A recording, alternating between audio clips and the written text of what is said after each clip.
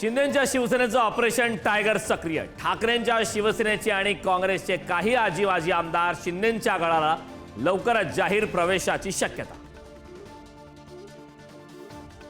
बीडचे सरपंच संतोष देशमुखांचे बंधू धनंजय देशमुख आज भगवानगडाचे महंत नामदेव शास्त्रींना भेटणार। मंत्री धनंजय मुंडेंना दिलेल्या पाठिंब्यानंतर पुराव्यासह न्यायाची करणार मागणी। धनंजय मुंडेंची पाठराखण केल्याने नामदेव शास्त्री टीकेचे धनी। संतांनी राजकीय भूमिका घेणे योग्य नाही, प्रवीण दरेकरांनी सुनावलं तर संतोष देशमुखांची हत्या नामदेव शास्त्रींना मान्य आहे का, मराज दानवेंचा सवाल। उद्धव ठाकरे एकनाथ शिंदेंना एकत्र आणण्यात माझा सहभाग असेल, संजय शिरसाट यांचं मोठं विधान। तर पक्ष फुटताना का प्रयत्न केला नाही, ठाकरेंच्या शिवसेना नेत्यांचा सवाल।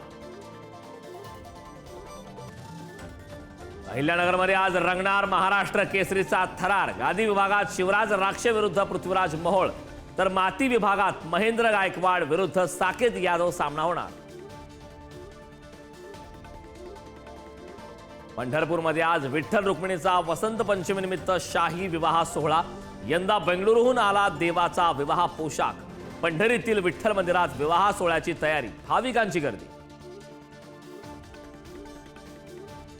नाशिकमध्ये लक्झरी बसला भीषण अपघात। बस थेट 200 फूट दरीत कोसळली, 7 जण जागीच ठार, 15 जणांची प्रकृती चिंताजनक। दिल्ली विधानसभा निवडणुकीच्या मतदानाच्या काही दिवस आधीच आपला मोठा धक्का। आपच्या 8 आमदारांचा भाजपामध्ये प्रवेश। तिकीट न मिळाल्यानं नाराजी, पक्षावर भ्रष्टाचाराचेही केले आरोप। पाकिस्तानमध्ये लष्कर आणि बलूच बंडखोरांमध्ये चकमक। पाकच्या 18 जवानांचा मृत्यू, 23 दहशतवादीही ठार। बलुचिस्तानमध्ये लष्कराची कारवाई सुरू।